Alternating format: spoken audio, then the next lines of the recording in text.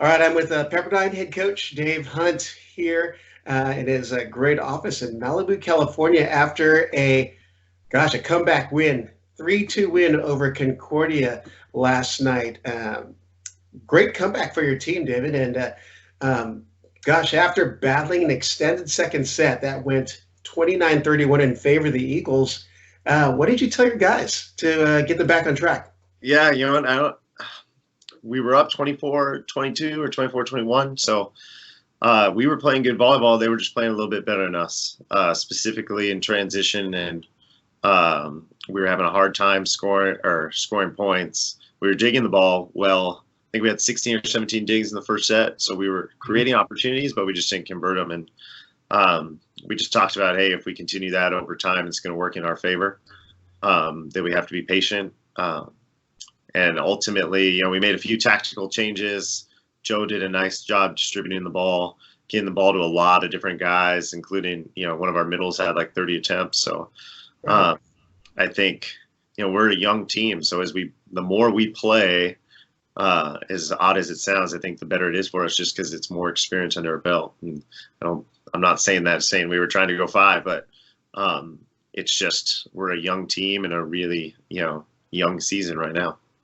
Now, what is it that coming out of that second set, what did you say did you single out any particular player, or did you speak to the team as a whole and say, we've got this? Yeah, I think, there's always, as a coach, you're seeing, oh man, we got to work on all these things, and there's all these things that we could do better. So it's trying to give each guy one, point that they can just fine tune or where they can have success. And yeah, the biggest area was just our transition efficiency in sets 3, 4, and 5 really helped us out. Yeah. Now, offensively, looked like Joe Carlos, your freshman center, true freshman center, set the team to a 319 hitting efficiency. Can you talk about the team's offense as of late? Yeah, Joe does a lot of nice things, and when Rob was setting for us, he kept the efficiency at a high level as well. And it really, they just put the hitters in some good spots. And Joe, probably his strongest attribute is his ability to deliver a hittable ball from lots of areas on the court. He can keep tempo to those guys. And as you saw, I think we had 4 guys, double-digit kills. And I think that's a result of him just having a good sense of the game, knowing, who needs what at what time, and finding the right guys. Now, after last night's match, the Waves go to 5-3 overall, and that's your second win in the MPSF with 1 loss. What are your thoughts on where your team is at competitively in practice and also just competing in the matches? Yeah. We played, we're 5-3, maybe 8-3 with some exhibitions, and we played some exhibitions against some real good teams. Brandon, who's real good in Canada, Princeton, we played them at home. So we feel like we've had, 11 opportunities to compete. And after every match, we sit down and here's what we learned, and here's what we can get better at. Obviously, today is a little bit tough after a long 5-set match. That was a pretty physical match. To bounce back in the gym and try to get something accomplished. So we're really, fine tuning these areas of here's where we have to get better for USC. And then next week we have a little bit of a training block before we play Santa Barbara and Grand Canyon and get on the road. And going back to your original question, where are we at, or what? It's just game by game.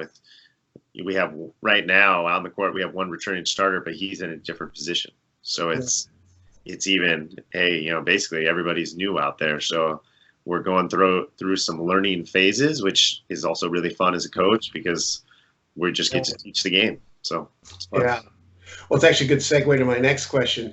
You obviously are continuing to make adjustments to your starting lineup, and you're beginning to see some results and see certain things about offense and chemistry. Now, are they getting close to what you're envisioning as far as the plan for the Pepperdine Wave team? Yeah, I don't know. It's one of the deeper rosters I think we've had in the past few years. Last year, I don't think we made very many subs at all. Teams knew who we were going to play. They knew what we were going to do. We just tried to do it a little more efficiently than our opponent. This year, we have a few more pieces, but the thing I really like is just our ability to compete and to show some grit in some tough times. We were up 19-12 against Stanford in set 4 to close out the match. We ended up losing. That was a tough one, but then we responded in a positive way.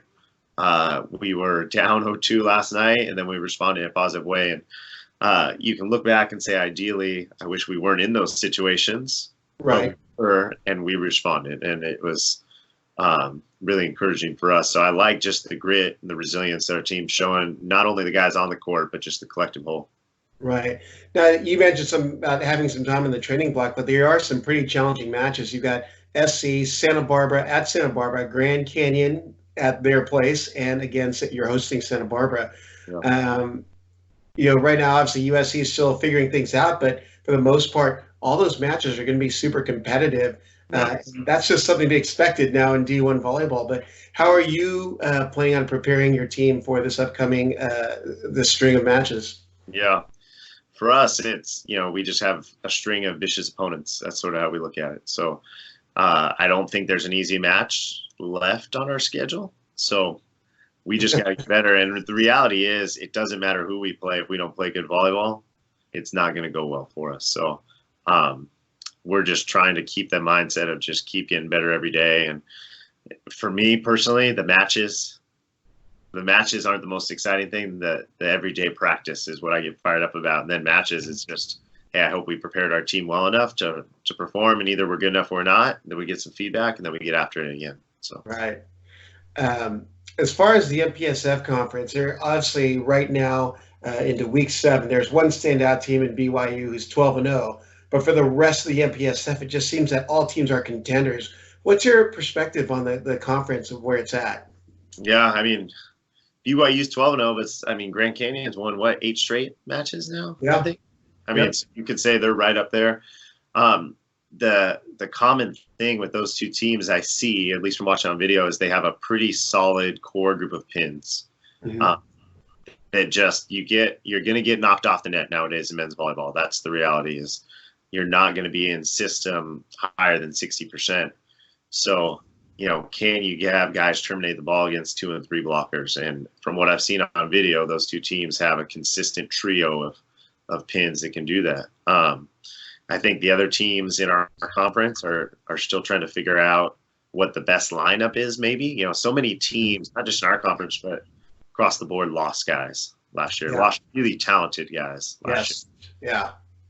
And, that makes it a nice setting for the national team and professional volleyball, but it's okay for college volleyball in terms of where we're at right now. But I think by the end of the season, you're going to see some pretty impressive teams that maybe didn't have good starts, but the quality of coaching across the board and the quality of athletes across the board is pretty good.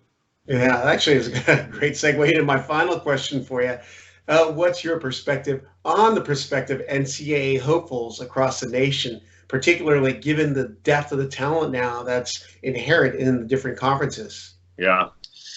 As a coach, you get a lot of gray hairs because you're looking at all these matches and, oh man, how are we going to slow this guy down or that guy down? It really starts at the recruiting, in the recruiting process. When you're out there watching athletes, you're going, man, this guy's a really good volleyball player. This guy's a really good volleyball player. There's a lot of really good volleyball players, and they're being trained well at the club level, and then they're getting into the college gyms, and they're able to advance a lot faster. Right.